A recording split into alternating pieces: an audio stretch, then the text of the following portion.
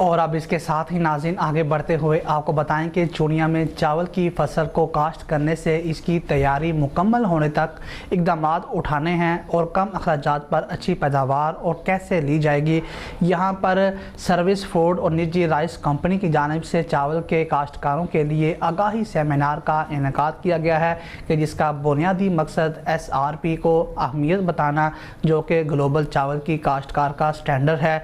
हमारे नुमाइंदे महर बशारत सदीकी की रिपोर्ट के मुताबिक बताया जा रहा है कि हमारे मुल्क में चावल की फसल कसीर तादाद में काश्त की जाती है। चावल एक्सपोर्ट करके बड़ा ज़र मुबादला हासिल किया जाता है। आगाही सेमिनार में शरीक मेहमानों ने किसानों को चावल की फसल उगाने के हवाले पर ब्रीफिंग भी दी है।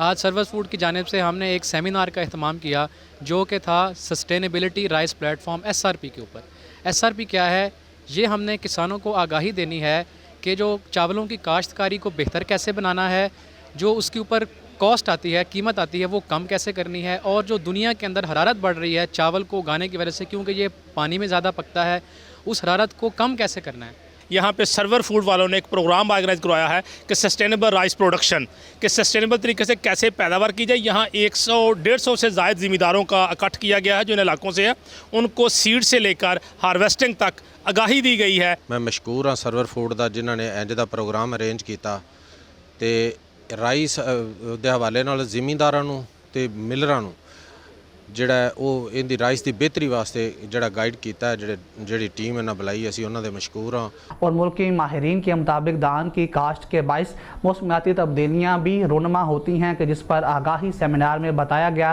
कि किस तरह माहौल दोस्त को जो चीज़ों को अपना कर SRP के मुताबिक चावल की फसल को उगाया जाएगा और अच्छी पैदावार ली जाएगी। आगाही सेमिनार में किसानों की बड़ी तादाद ने भी शिरकत की है।